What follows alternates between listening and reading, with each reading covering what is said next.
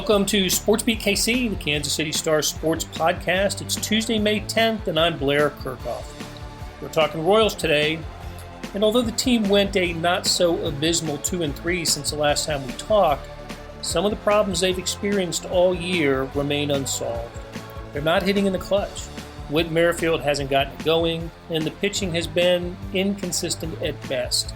We talk about all of it today with beat writer Lynn Worthy and columnist Sam McDowell. You'll also hear a clip from Royals manager Mike Matheny. The show started as a SportsBeat Live presented by the University of Kansas Health System. Okay, let's get going.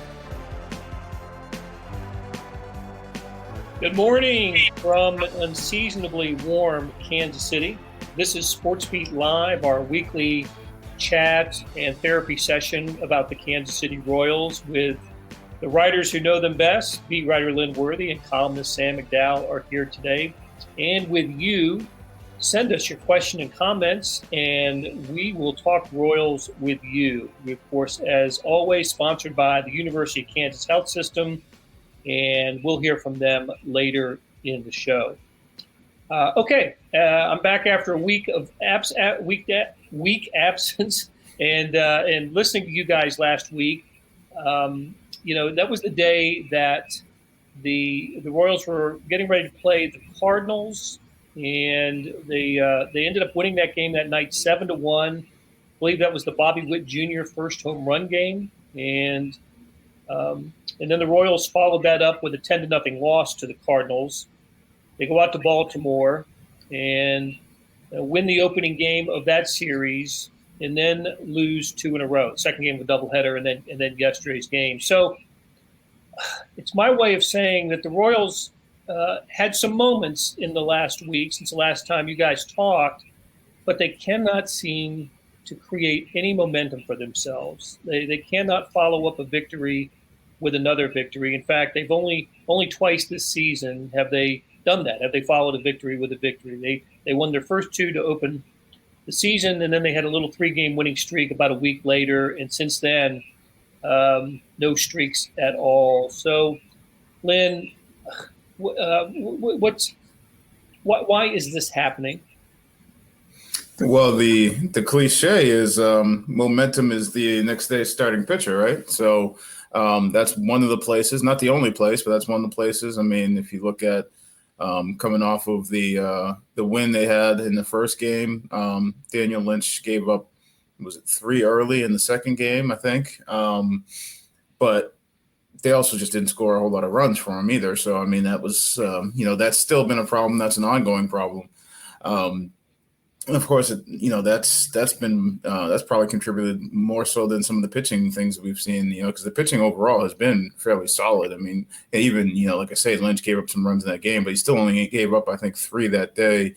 And he's been, Lynch, Greinke, and Keller have been the guys you've been counting on. So, but yeah, it just seems like the offense being inconsistent. When they're able to scratch out some runs, it's not a whole lot. And then, doesn't give the pitchers a whole lot of margin. And sometimes the pitchers, hit their speed bumps. I'm not sure that – both teams had to deal with the bunch of days off too because, you mentioned Baltimore. I was in Baltimore, it feels like 2-3 days before I saw any baseball. But both teams had to deal with that. So, yeah, it's just ups and downs in multiple areas right now. Yeah, you get to spend an all-star break in Baltimore last weekend, so – that was amazing. Yeah, the Royals had a scheduled off day, traveling to Baltimore, and then did not play Friday or Saturday and didn't get that thing going until Sunday. So the life of a beat writer, you get to hang out a couple of days in Baltimore without any baseball. So, Sam, what are you seeing from the Royals or not seeing from the Royals here the last week plus, I guess? Well, I think the most alarming thing is you're not seeing development from the younger arms. It's the pitching staff as a whole ranks in the bottom 4 in ERA, but I think most alarming is just that, you've got young arms that were supposed to be linchpins of this rotation by this year, and they're non-contributors. We saw Chris Bubich get moved to the bullpen last week. We've seen Brady Singer and Jackson Coar get moved to Omaha, and, Daniel Lynch looks like he could be something, but, that's 4 pieces of a draft that were supposed to comprise this rotation by this year. And these guys came from college thinking that, one of the benefits of them coming from college was that accelerated path to get here by this time. When Salvi Perez and Whit Merrifield would still be in their primes. And, Whit Merrifield has taken a precipitous drop. Salvador Perez hasn't gotten going yet this year other than a streak of home runs early in the season. And, when you combine the fact that those guys aren't ready yet, and now I think it's fair to question if they ever will be ready, and then you're seeing some of the veterans that are having a decline in the first 6 weeks of the season, the timing is really not matching up for the way the Royals plan for this to work. Yeah, certainly not early this season. That's for sure. Let's talk about one of those pitchers, Chris Bubic, who, when I went through basically last week's schedule, he was the starter in that 10-0 loss. He's made 5 starts this year, and in 4 of those games, the Royals lost 17-3, 13-7, 12-2, and 10-0. Bubic's ERA is 13.14 in 12 1/3 innings pitched. Opponents have a .340 batting average against him. He is no longer in the rotation, Lynn, is he? When are we going to see Chris Bubic again? That's to be determined. I mean, he's available. I mean, you could see him today out of the bullpen, but he's not scheduled to make a start. They're going to need a starter here in another day or so. They have not announced who that's going to be, but Chris Bubic is going to be in the pen. He could throw today. He could have thrown yesterday, and he's not. As of yesterday, I think before the game, I was talking to him a little bit, and there's no schedule. There's no, be sitting tight for this day or that day. At least not as of pregame yesterday. He's a bullpen arm. I would say though, just is about Sam's comment about those 4 guys. I mean, best case scenario, they all could have been in the rotation, but I don't think that you could necessarily, coming out of that draft, expect you're going to draft 4 guys to be in your rotation. I mean, the likelihood, the people will go back and forth on the numbers. I think I've talked to a couple people with the Royals. Is like, if you think you've got 10 guys, the way that's going to ultimately shake out is probably you might have 2. Just in terms of like guys who you think could be starters, because there'll be guys who just, don't quite pan out, guys who get injured, things like that. Now, all 4 of those guys looked like they had potential to be there. And some of them may still be there. But that's also the reason that you have Keller and Greinke there, because you weren't going to rely on all 4 of those guys and say, okay, we'll just fill in the 5th one, and or Carlos Hernandez, who you want to add in there, who wasn't part of the draft class. But yeah, they're definitely, that was the big question mark coming into this season. It's still a question mark, and I think, as Sam says, there's probably more questions to be asked, or to be, I guess, answered, I should say, as we see how that goes along. Blair, when you look at 2 of their 5 members of the rotation, Hernandez and Bubic, they've thrown 35 innings this year and 10 starts. They're not even averaging getting through 4 innings. And so we thought early in the season that their bullpen looked like it could be something. When you're asking your bullpen to throw, 5+ innings, 2 out of every 5 nights, I wonder what toll that's going to have on the bullpen over the back half of the season. All right. One of those, we mentioned Carlos Hernandez just a moment ago, and boy, he got through the order one time pretty well at Baltimore on the Monday morning start here, and then he got roughed up and scuffled, and that was it. So let's hear what Mike Matheny had to say about Carlos Hernandez's start yesterday, and I want to ask you guys if you pick up anything else from Matheny in his response here. So go ahead, Monty. Let's roll Mike Matheny. He described Carlos's night. I thought his first 4 were about the best first 4 he's had all season, and just gets into a bind in the 5th, and gets his out. He's at the bottom of the order, and walk, and then gets into a place to get a swing and miss pitch. And I think he just made a mistake that ended up costing a couple, and then it was hard to stop the bleeding once that happened. But up until that point, I thought it was about as good as he's been. I know the walk frustrated him, but he's been doing a good job of putting stuff like that behind him and then getting the next pitch. I think once it did, he gave up the single with the men on second and third. At that point, I think he was having a little trouble letting that one go. And, it doesn't take long in this game, especially you roll the lineup over and then you're looking at the top. He does get a second out. We're looking at a 2-1 game right there with 2 outs. He entered the inning at 46 pitches. So, I think he was just cruising so well. Then a couple things went out of kind of against the plan. And I think he had trouble reining it back in. It's a shame because he had really good stuff to do. He knows what he's trying to do. We get to the 9-hole hitter right there, and he gets him to chase a high strike, and I think he tried to repeat it, but then he ended up giving a better pitch than what he should have, and he knows that. But knowing it and executing are 2 different things, and when you get pressure on you, it makes it that much harder. But he knew what he wanted to do, and he'd been executing really good pitches in the strike zone and outside all day long. It just in that particular spot, when you're in a close game too, we're giving 1 run. We got 1 run. They feel like they have to be perfect sometimes, and I know that it's easy on any pitching staff. So until the offense gets going, there's going to be more pressure on our pitchers. And our defense. Not exactly how you want to be going about it, but you got to figure out how to do your piece. And when things start to unravel, to rein them in. He's done a good job of that. The whole staff has, for the most part. Today, one got away. Big hit by O'Hearn right there too. Bobby getting a great jump on the steal after getting us just some momentum. And, we know their pitcher hasn't given up a lot this year. He threw well, didn't make a lot of mistakes, and the longer he went, the better he got. Changeup was really an impressive pitch, but we had some chances, especially late. We get guys in scoring position. We got to figure out how to put crooked numbers together by just stacking hits on top of each other, and they're just hard to come by right now. Left on base numbers, and we talked about it so much to put the pressure on the pitcher. Yeah. Same conversation. Guys they're talking about it themselves. They know.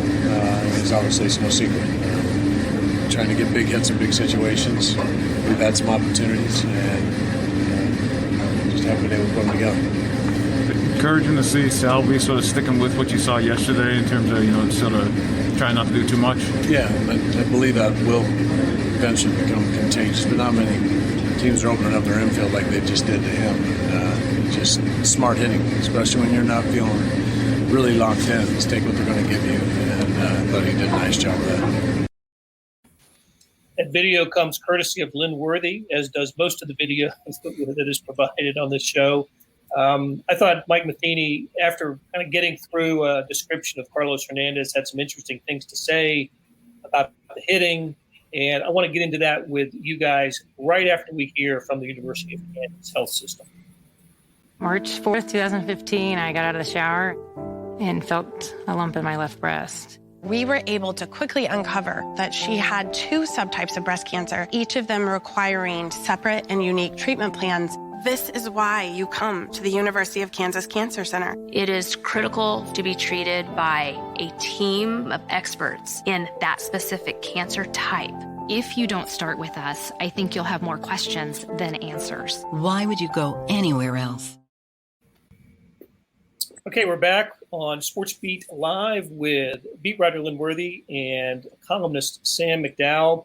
We just heard from Mike Matheny, and I thought among his more interesting thoughts there had to do with hitting and something words to this effect. And until the offense gets going, it's going to put pressure on our pitchers.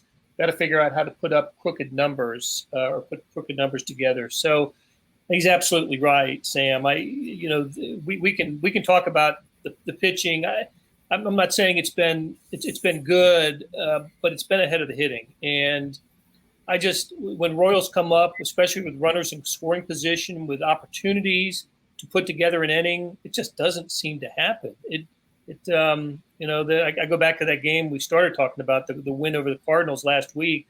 They finally broke through with a big inning late, the Bobby Witt home run game. But that is so much the exception rather than the rule this season.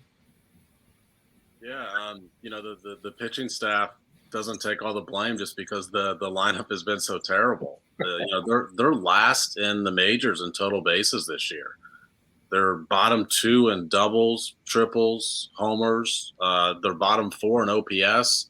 So, by every metric, it's just a large way of saying that this is no fluke, what the Royals' record is. In fact, the Pythagorean theorem, I mean, the record has them as actually supposed to be worse than what they are. I mean, they've got the second worst run differential, and thank God for the Cincinnati Reds and their tanking.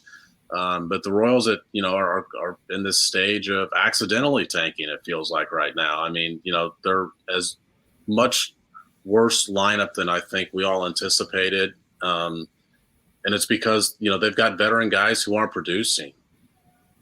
You went in before the season thinking that who are the two guys you wanted up at the plate with runners on base, runners in scoring position? It would be Salvador Perez and Whit Merrifield. Those two guys lead the team in those situations, and they're not scoring runs. Yeah. And look, hey, the Reds actually won a few games this past weekend. So catching up with the Royals. Yeah, yeah. So no, you're right about that, Sam. They're both of those guys. Although Salvi actually had a pretty good Baltimore, didn't he, Lynn? Yeah. He had 2 hits in all 3 of the games. I think there was one or 2 doubles in there, but actually it seemed to be shortening up and sort of just, it seemed like there's a bunch of games where he was just swinging for fences. And he talked about it after the doubleheader, because he's always an aggressive swinger. We all know that. You watch him for 2 games and you realize he's a free swinger. But I think last year, and we talked a little bit about it last week, but last year that aggressiveness was part of what made that year so magical, was because, he would maybe go looking for pitches outside the zone, but he still wasn't missing them. Well, when you miss them and you put yourself in bad counts and you're putting pressure on yourself to be the guy who has to come through, it was a bad recipe. And that's, he had a stretch. I think it was before that first 2-hit game, he had 2 hits in like almost 40 at bats. And so it was a long stretch of just, futility for a guy who they have to have produce. And I think that was part of it, was him feeling like he had to be the one to produce and just sort of making it even, piling on top of himself, just gripping a little bit. But some signs there in the last 2 days, 3 games with 2 hits each. We'll see if that continues. I remember the stretch Salvi was on after the All-Star break, where he went on that home run binge, home run in 5 straight games, had the grand slams. I remember the series at Seattle was part of that, but I had forgotten until I read it, Lynn, in your story, that he had another stretch in April, maybe into May, where he had a couple of games in a series where he had walk-off hits and there was some clutch hitting for the Royals then, and but we just have not seen that. Hardly. Well, and a lot of that was Salvi. I mean, that's the thing. Right. I mean, like, it was, again, it was him feeling like he had to do it. And then last year he did it in April. It seemed like he did it just about every time. I mean, I think it was 2 walk-offs. One of those was a home run. One was a hit that was reminiscent of the wild card game. But then there was another home run that was like late. That wasn't a walk-off, but it was the go-ahead home run that's decided the game in the 7th inning or something like that. And I remember specifically, because they were doing the high leverage thing with the bullpen. Everybody's like, well, who's the closer? Who's the closer? And I was like, well, there's not a closer. Then after the 3rd walk-off, I said, Salvi's your closer. There you go. That's right. So maybe he is starting to fight out of this. Would like to see a little more power. I used to think going to Baltimore meant that's where you can get your power stroke back, but not anymore. Not since they moved those fences back and built them up. It's a whole different ballpark now than it used to be. At least when the Royals were there for the ALCS back in 2014.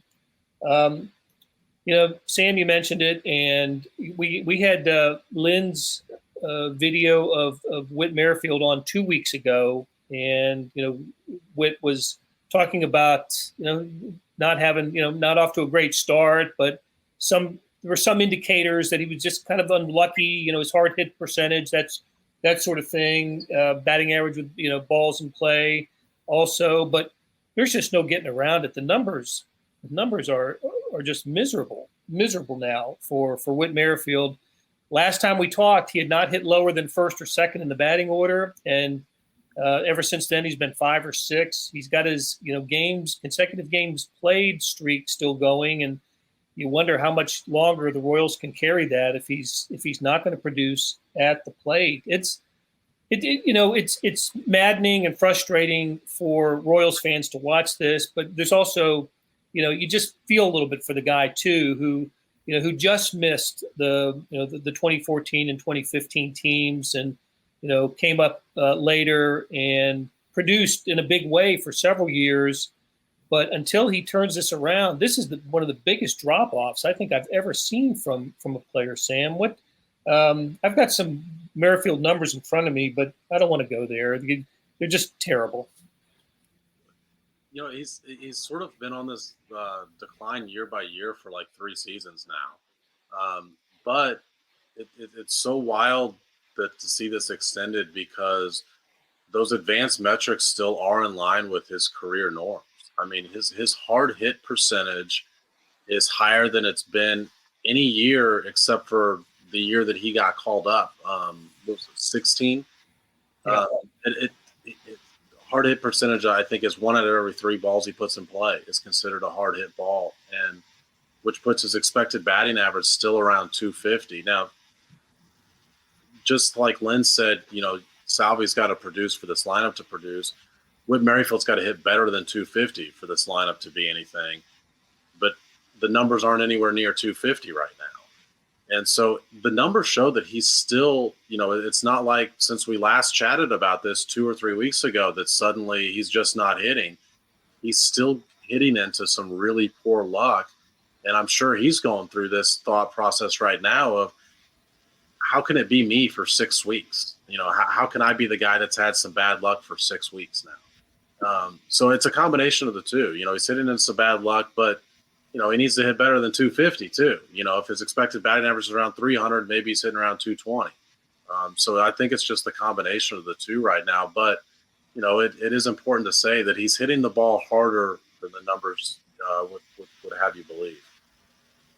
I think his was the one that Cedric Mullins made the highlight reels on yesterday too, with the diving catch in center field. And I remember just watching, and I think it seemed like, maybe I'm just making more out of it because of the numbers being what they were. It seemed like Whit rounded first and just stood there and was handling his hips for like an extra couple of seconds. Like, really? Yeah. Well, he's not striking out anywhere like above his career average. One thing that is a little different. He's hitting a lot of fly balls. He's never been a big fly ball guy, but he's hitting a lot of fly balls, and those tend to be outs, and so that percentage is up. Again, batting average on balls in play 152. So that kind of indicates that he's not catching many breaks, but he's also more fly ball than line drive. And I'm. How many times do we see him lead off a game with just a line shot up the middle, or something through the left side, or we're doinking one to right field. You just don't see that with Whit this season. And it is what are we 20? I'm trying to think of the record. 26 games into this. They're 9-17, 8 games out of first place, and this has to be the most prolonged slump of his career. So. And Blair, to your point, also pulling the ball more than, he has been. I think, 37, 38% of his balls, I looked it up yesterday, are hit to left field. He's a guy that like most right-handed hitters, hit the ball to left field a lot and up the middle a lot, but he's not going the other way as frequently as he did. And Lynn, to bring this back to Salvi for a second time, Lynn mentioned, that Salvi's trying – to get out of this phase of trying to do too much. And therefore, when you can poke the ball the other way and just do something simple, sometimes that can get you going. And you do wonder if maybe Whit Merrifield, can make the adjustment of not pulling the ball as frequently. And, like you mentioned, I hadn't even looked at that number, but I'd be interested to see how many times he's getting under the ball as opposed to topping it over his career norm. All right, so let's talk about player injuries are starting to pile up a little bit.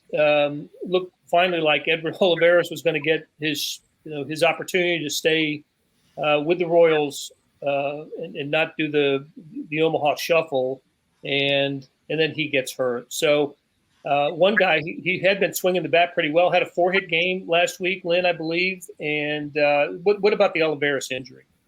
Yeah, he injured his quad in the first game of Sunday's doubleheader. And he went on the IL yesterday. So, and there's no timetable right now, but with a quad strain. So, I mean, you still have Kyle Isbell, who, left-handed hitter who can play the outfield, who can play multiple spots out there. There was sort of going to be a little bit of how you finding time for everybody, because you still have Dozier.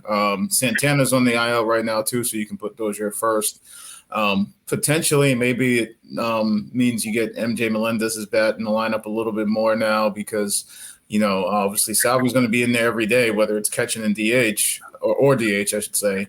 And Melendez, has played some outfield in AAA. We haven't seen the majors yet, but that gives you another option where you don't, again, without Santana and Olivares. They brought Sebastian Rivero up, so you have a third catcher, so you have yourself covered if you have, both of your catchers in the lineup, because we saw that the day that Cam Gallagher got hurt. You had both catchers in the lineup, and you moved Salvy back to catcher from DH, and you were basically pinch hitting for the pitcher spot every time through because you lost the DH. So you don't have to worry about that, and you're covered for injury. So, but yeah, he was, finally starting to show that there's still a little bit of uneasiness in the outfield with some plays, but actually one of those plays in that game that he left was the play he got hurt on, because there's a couple, it seems like coming in on some balls. It just seems to be a little, just still rough edges, I guess you would call it, defensively. But the bat has been encouraging. All right, so the Royals are at Texas, open up a 3-game series, right, against the Rangers, and then they finish the week with a trip to Colorado to play the Rockies, who are playing kind of better than expected so far this year. The Royals still need to come up with a 5th starter, right, Lynn? Do we know any guesses on who that's going to be? They have not announced yet. I know it's still, I'm trying to think, today's date, the 10th. I think you're still outside of the time frame where you can't be Brady yet. So it couldn't be bringing back Brady Singer because he went down on the 28th, I believe. And aside from doubleheader or taking an injury replacement, I think he's got to have 15 days down there. So just looking at the 40-man, that means maybe somebody like Jonathan Heasley, Kowar, somebody like that, who's at AAA. I think Heasley's been doing better recently. I'd have to go back and check and see what day he lines up for. Off the top of my head, I don't remember. That, or I don't know that they would do an opener type thing again, but we've seen them do that in the past. Again, Bubic is here, but as far as we know, he's a bullpen guy. So it'll be interesting to see what they do. They haven't announced anything yet. Okay, so Royals throughout the week. Hopefully, we'll go a week without a Royals game ending without it being on television. That caught Kansas Cityans once again over the weekend. So, hey, listen, great stuff from beat writer Lynn Worthy and columnist Sam McDowell. And big thanks to our sponsor, the University of Kansas Health System, and to producer Monty Davis, who put together today's show. So, Larry Looper, thanks for checking in, and thanks to everybody who watched us today. Come back and see us next Tuesday at 10 a.m., and the Royals will be home then against the White Sox. Okay, guys, thanks a lot. That'll do it for today. Thanks to Monty Davis for putting together the podcast and the live stream, and to our SportsBeat KC staff of Randy Mason, Jeff Rosen, and Chris Fickett. Tip of the cap to Lynn Worthy and Sam McDowell for sharing their insights on the Royals. Morning Sports Edition was 32 pages today. Go to liveedition.kansascity.com for more information. Thanks for listening, and we'll be back soon with another edition of SportsBeat KC.